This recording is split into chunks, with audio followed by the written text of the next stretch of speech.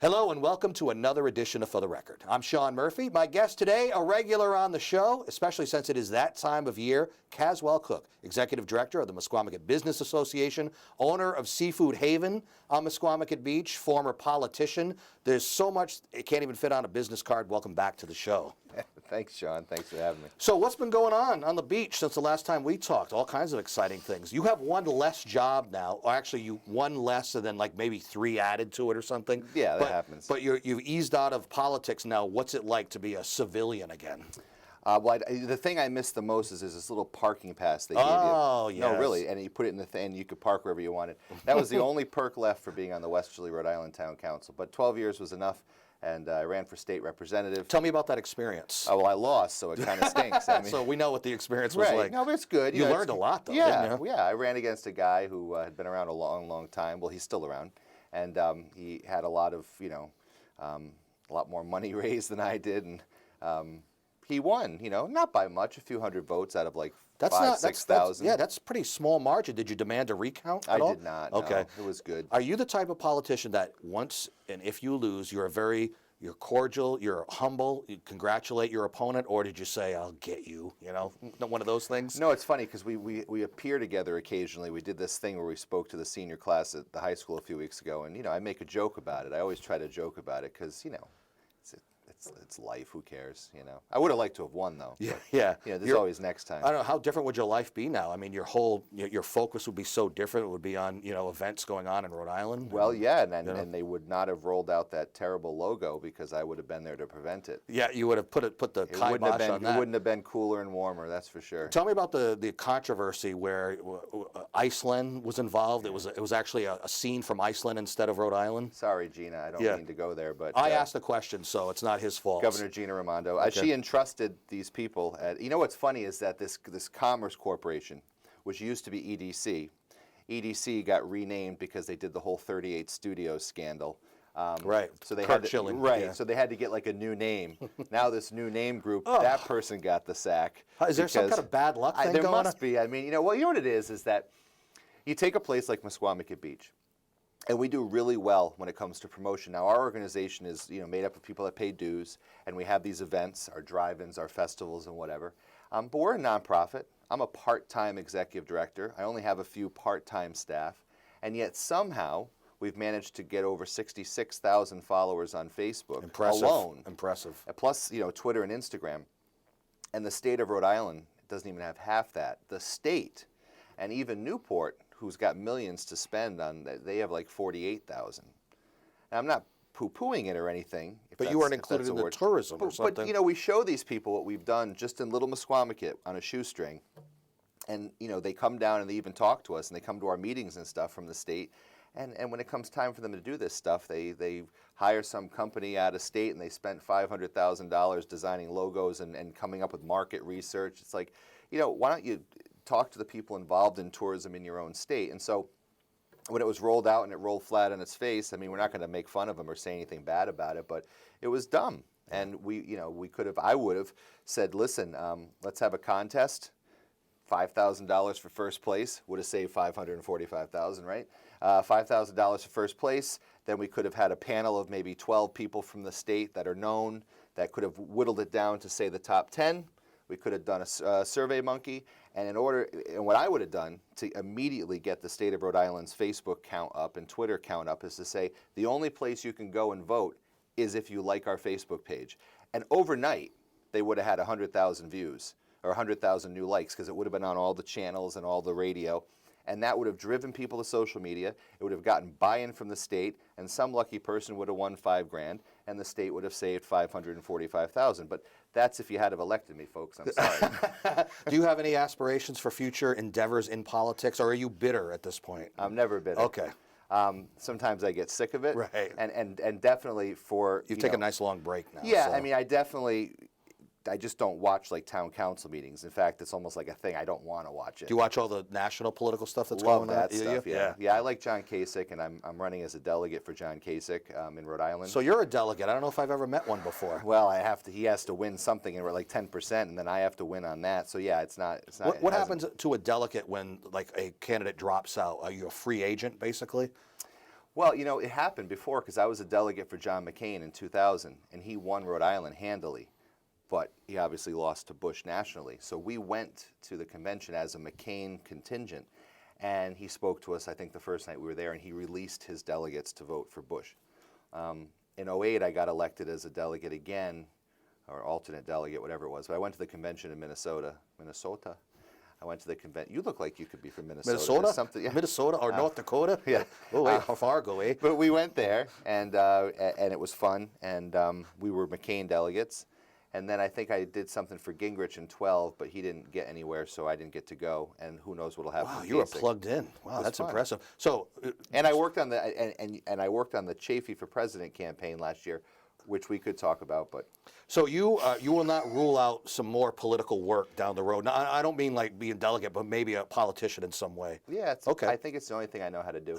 All right, and also work with Misquamicut Beach. Now let's get back to that for a second because we talked about some bad things. But here's a good thing: you just got it was ranked top 10. I know that the article I think was in the Boston Globe, but as far as beaches everywhere, is that what it was? Misquamicut Beach is ranked in the top 10 beaches nationwide, and it was something that was done through TripAdvisor, and they know a thing Yeah. or two. I think it's a family beach, that sort of thing. This is what's really funny. I was doing some research for this documentary that I'm doing, and I was looking up something from 1981 in the Westerly Sun, and I come across this article from 1981. The students at Westerly High School put together a group, and they did some surveys. And they went down and explored what Misquamicut was like, and they wrote this whole report. And at that time, there was a lot of nightclubs. People were getting arrested. Yes. There was drug culture, and that's what it talked about in this article. And it said, what this beach needs, now this is the recommendations, was a business association to advocate for the needs of the beach. And I couldn't believe I read that. I'm like, wow, we did this. And then it said, here's what they need. They need a tourist information center and public restroom. I'm going, check, we did that about 8 years ago. They need events. Check, we do that. We got drive-ins and car shows and everything. We need to extend the season from 3 to 4 months. Check, Spring Fest, Fall Fest, Guy Fawkes Bonfire Night, those events we do. And I'm sitting there going, wow, like I never read that, and it's from 35 years ago. That guy was ahead of his time recommending those things because it was obvious that's what was needed. Right. Yeah. And it was a group of high school students, and it said they need better cooperation with the town and things like that. And so, it just was one of those things. So I'm proud that 16 years after we started the business association, we've accomplished a lot of great things and to get Misquamicut on the map. And I think, we're not responsible for it being listed top 10, but we're part of it. Yeah. And it certainly wouldn't have been listed top 10 in 1985. I have to admit that those are my young kid days. I think that was a little bit before my time, but I remember being one of those kids that was at the L.A. Beach Club or whatever the places were called. Exactly. You know, so I was there. So Yeah, well, I was the problem with Misquamicut Beach back then. It wasn't. It was just that the places in their heyday were great. Yeah. The Atlantis and those places, but they got run down. Yeah. And Bad management. Things happened. Whatever happened. And so, right about the time I got the association together, they were going out.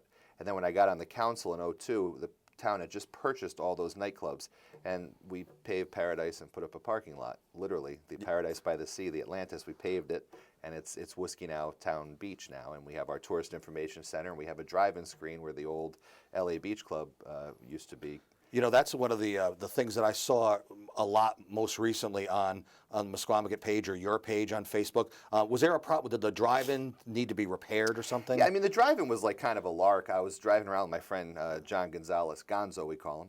Shout out to Gonzo. And he said we should do like some kind of an independent film festival in Misquamicut. And anyway, the conversation got going. This is like 6 years ago. And all of a sudden it's like, we need to bring back the drive-in. So George Tattersall, who was the president of the association at the time, had suggested that we purchase one of those Sealand containers, those big things that are on ships, and to put all our stuff in. Because remember, we have all these festivals, and we have water lines and fences and all this Got to go stuff. somewhere, right? And we have a golf cart because we drive around all the time and pick up the trash at the beach. That's what our association does also. So we had this container, so we got a second one and put it on top, welded them together, stacked them, put the drive-in screen on the front, got an AM transmitter, got the projector running out of the back of my Jeep, it's a little ghetto, but it took off. And so the first year we did 8 movies on a Thursday in July. It's ironic, like Jaws is one of the movies Right. that'll Yeah. play. And now this season we're doing 32 movies. We start in May, we go through October, and so to your point, the screen had blown over last year in that microburst we had. Yeah. It also blew over during Superstorm Sandy. So the town said, you got to anchor this down somehow. So we have to move the thing, which it's been moved. We have to put cement piles in, put it back, tie it down officially, and go a little more legit than we've been. So we had to raise some money. We did. Am I in Providence or Westerly? Yeah. So we did a GoFundMe and raised a few thousand. Oh, good. And then I did an interview on Channel 10 News, and a guy who moves homes for a living saw it. He said, "I'll come move it for free." Nice. And that's how we kind of do things, And so we got this great lineup of movies. Are they all public domain movies, or do you have to pay no, for them? we got to pay the licensing fee every week. We got to pay a staff. We got to pay to advertise. We got to pay to move the screen. We got to pay for, all those things. So it's not a money maker, but it's something that's a great event. And to just see all these people in there, seeing the Goonies or Jaws or all these movies. So it's all families that are going to that, right? Yeah, it's great. That's good stuff. And so that was the thing that I saw. But we are coming up on Springfest, I guess, right? Springfest is our 6th annual, which is nuts. It just keeps going. And we usually get 12, 13, 14,000 people come through the gates 2 weeks before Memorial Day, again, extending the season. Right. Having hotels and restaurants open earlier. The average person in Connecticut probably thinks, hey, the beach opens Memorial Day weekend. Well, it doesn't. We're there earlier, and so that's what we do. So, especially if the weather cooperates. Right? Yeah, well, we're there if the weather doesn't. But Yeah. And we have some great bands. We have fire jugglers. We have 70 vendors. We have food. We have the Ferris wheel. There's no other place you can get on a Ferris wheel and see Block Island and Beautiful. Long Island. Yeah. At night, it's great. Yeah. And we have our headliner for Springfest is a band from back in the day, that Pure Prairie League. Amy, what you gonna do? Now, how do you get them? What do you do? Money. I know people. Money. No, You pay 'em. That gets everybody. It does. Yeah. So they're gonna do that, and then Let Me Love You Tonight. Right. Vince Gill was in the band back then. Now He he's was in doing his for a own couple- thing. Yeah, he's not gonna be with Yeah. them. Otherwise, they wouldn't be as inexpensive. If they were big, or if they cost more money, they'd be at one of the casinos performing. Right? Yeah. But you know what? It's just cool because everybody knows that song, Yeah. Amy. And I bet you there'll be a lot of people in the audience whose name is Amy. In fact, I can target market on Facebook to just people named Amy in Connecticut and Massachusetts and probably fill the house with that. And someone's admission to Springfest gets them to that show, right? It does, although if you want to have a reserved seat, we Okay. do on Eventbrite.com. We have tickets for Pure Prairie League. So you could be VIP at the place, right? Check it out, yeah, VIP. And then in the fall, we're banking on having 10,000 Maniacs play. Wow. So that'd be cool. So we got some names, and we've had some good names in Misquamicut the past decade or so. We started out, our first big festival was in 2005. We had Davy Jones from the Monkees. We had Jefferson Starship, Eric Burden and the Animals. We had a couple of American Idol runner-ups over the years.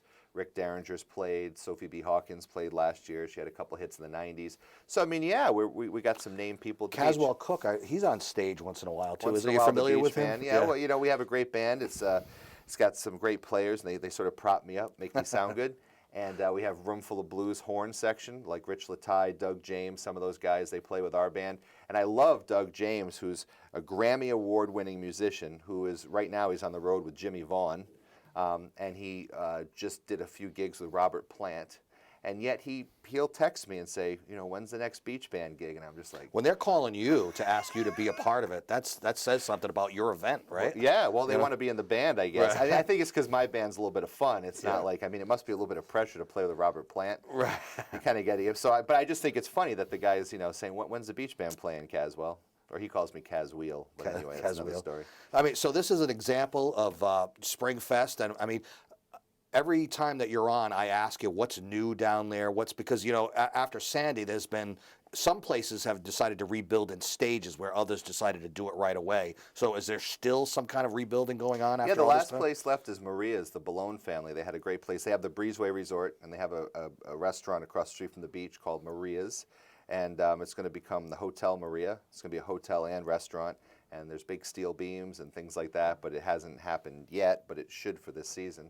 So that's one last thing. Some of the places just morphed into something different, like the Andrea. Right. That was supposed to be in stages, too, Yeah, right? but they just went with what they got, and it works. Yeah. And Sam's Snack Bar, he went mobile. So there's a lot of places that people that have known over the years that it's different. you know. But now, these places are up to code to the point where, God forbid another storm comes through. I mean, they're a little bit more prepared this time, right? Yeah, if another storm comes through, I got to take a vacation first, because Yeah. that was something that winter. That was we were like in a little trailer, and there was just thousands of volunteers, which was awesome, but it was a little depressing, you know. Let's take a break and come right back because we got a lot more to get to. What's a website for people to go to Misquamicut Beach, maybe learn more about Springfest? Yeah, MISQUAMICUT, and that's Misquamicut.org or MisquamicutFestival.org or Misquamicut Beach on Facebook. Very busy site on Facebook, too. Let's take a short break. I'm with Caswell Cook. I'm Sean Murphy. This is For the Record. Stay right there. Welcome back to For the Record. I'm Sean Murphy. My guest, Caswell Cook, Executive Director of the Misquamicut Business Association, owner of Seafood Haven right on Misquamicut Beach. Is that open for the season now? Yeah, okay. We're ready to go. So it's sort of how would you describe your restaurant? It's great food, good times, and a place you have to go. No, I'm ready to go. It's a great place. My business partner, Bob Barber, started it in 1993, and I started working there in 1993. And then we became, co-owners in like 99. But he started it, and he's still there too. And we have clam fritters. It's like, I guess I used to get offended by the title, but then when we made the list of the top 100 of them, I'm okay with being called a clam shack. Okay, yeah, all right. We were in the book 100 what did Greatest you want to Clam be called? Shack. Well, I mean, it's a restaurant. Yeah. I mean, there's picnic tables. I just thought the word shack wasn't good. But then I realized after a while that, people look for the clam shack experience. When you're on the beach, they don't want a place where there's a 5-star chef, because I don't think they're going to want to go to that place while they're in their bathing suit or something. Right, you can come to me and whatever you're Speedo. wearing doesn't I'll wear a well, Speedo in your place. I don't want to do that. No, so we have like the clam fritters and takeout, picnic tables, a little area for the kids to play. We sell ice cream, milkshakes, things like that. Cabinets, they called them in Rhode Island in the old days. Is that right? And then people always, they want to argue with us, what's a clam fritter, what's a clam cake? So we say, hey, it's either one, but they're little round dough balls and they're good. You're kind of like past the state beach, but still walking distance. Just trek on down there and try Probably it not out. walking distance from the state beach. I mean, people get confused, especially from that are coming to travel to us. Misquamicut is more than that state beach parking lot. Misquamicut's a 3-mile stretch from the bridge where the Dunes Trailer Park is, which is a family beach, Seafood Haven, all the way down past the beach, past Patty's, past the Andrea, down to the Pleasant View Inn, and that is Misquamicut. So we're at the east end of Misquamicut. I always have to think, where does the sun come up? So I can get my directions. After Sandy, there were some projects that I guess were put on hold because of that. Things like the pond area. What's going on with things like that? Well, I stood there with Senator Reed and some other people, and the money has been appropriated to dredge the pond, and it hasn't happened, and there's always a delay. So I mean, some of those big projects get delayed. But a year ago, the state had a federal project where they trucked in just tons and tons and tons of sand for the state beach, which widened the beach back to like 1960 levels. Wow. So that was good, and don't know how long it'll last, but it's still good. And there's a lot of other upgrades that have been done, but as far as waiting for that pond to be dredged, we're still waiting. So we joked earlier in the show about, since you're not involved in local politics anymore, you have time for other things. And one of the things you're doing is you're directing a documentary, correct? It is. Chorus of Westerly. Tell me about that. Well, I joined the Chorus of Westerly in 1982 when I was 8. And one of the biggest influences in my life, there's always people, is still George Kent, who founded the chorus in 1959 and stayed with that job until 2012. So he did it for a long time. And I knew him also from my church, Christ Church in Westerly. He started directing the choir there in 1956, and he's still there. Wow. 60 years this year.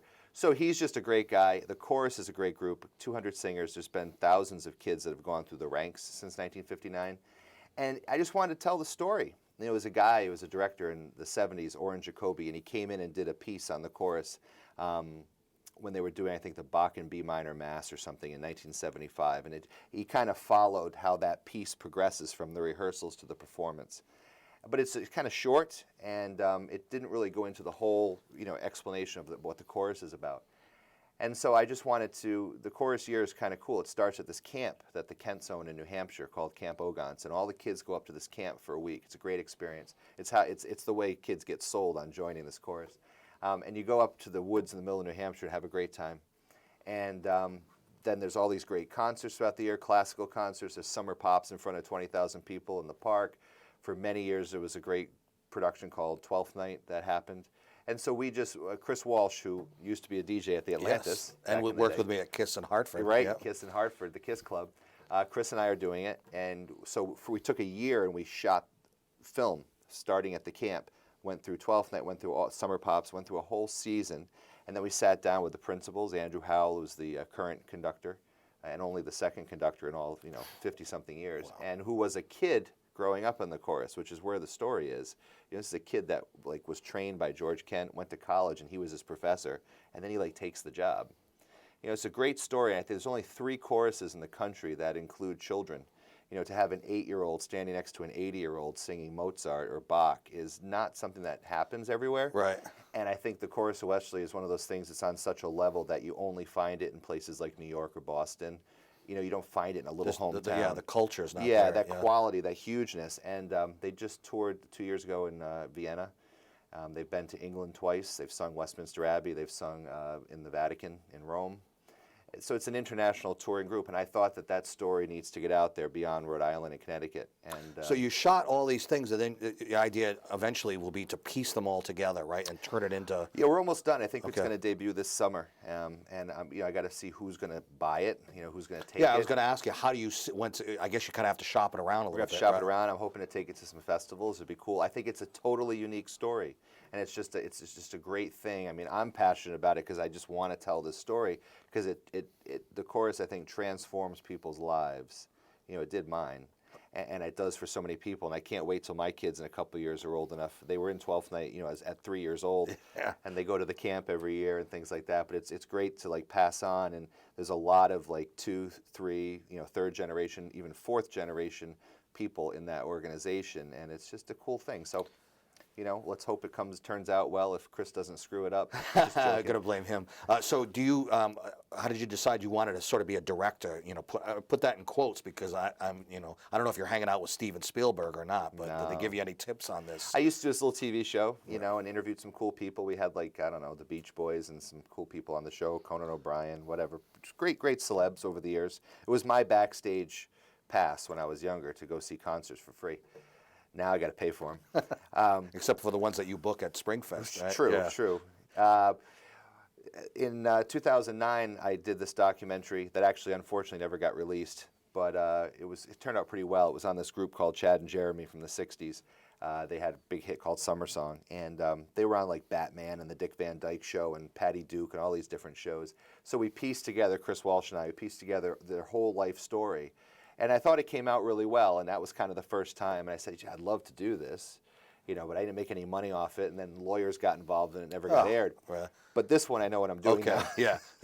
That was your practice documentary. Yeah, it's too bad. If nobody wanted it, could you at least put it on YouTube or something so people could watch it? Or I'd love to. Are you keeping it in the vault? It's in the vault. Is it? Okay. Only my girlfriend's seen it. But this one, there's high hopes that maybe someone will get interested in watching it on HBO or something. I would love to. I think it's a unique enough story that it would work. It's great, and I'd love to do some other films. But the thing is that I got to really enjoy the subject for it to work.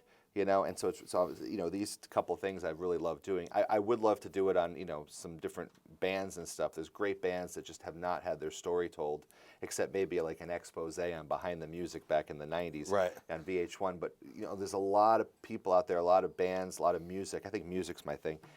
That if you just sort of could hear the story, be like, wow, they did this, they did this, they did this. That's pretty amazing. And someone's got to tell that. Otherwise, the pictures just stay in a vault somewhere, and you never hear about these people. You find them in somebody's old cardboard box in a basement or something. Yeah, there's cool guys. We've had a couple of guys at the beach that are cool, like Denny Lane, who was the lead singer of the Moody Blues back in the early days, and then he was in Wings with McCartney for 10 years. So this is the guy that was there when Paul and Linda are doing Band on the Run. Imagine the stories that he could tell. He does, and so we've had him at the beach a lot, and my band got to play with him, which was amazing. I'm looking over at him going, geez, I'm playing with this guy. Either he's fallen really far down or I've gone up. It's probably the latter. What do you think it is? It's probably a combination of both. We are almost out of time, so I want give me the dates for Springfest for people to get going on it. When's it start? Are all the places on the beach open now? Yeah, pretty much. We're just about there. May 13, 14, 15, Springfest, 3 days, lots of fun, jam-packed. The drive-in movies open the following week on a Friday night with Jaws. I think it's the 20th. The classic car shows start that week as well. July 4th, we have fireworks at the beach, which is pretty amazing to see fireworks at Misquamicut 4th of July. Fall Fest in September, magic shows in July and August, Guy Fawkes Bonfire Night in the fall, the 19th annual. So there's just a ton of activities, and this is the perfect time to just start thinking about Misquamicut Beach, because here it is. Tell them where they can go learn more. You can go to misquamicut.org, misquamicutfestival.org, Misquamicut on Facebook, Instagram, or Twitter. Sounds good. Caswell Cook, the Executive Director of the Misquamicut Business Association, seafood haven owner for some clam fritters, which I hope to try soon, and all-around nice guy. Thank you for being on the show again. Thank you, Sean. You can see this show and many others on our YouTube site. Till next time, I'm Sean Murphy. This is For the Record. Take care.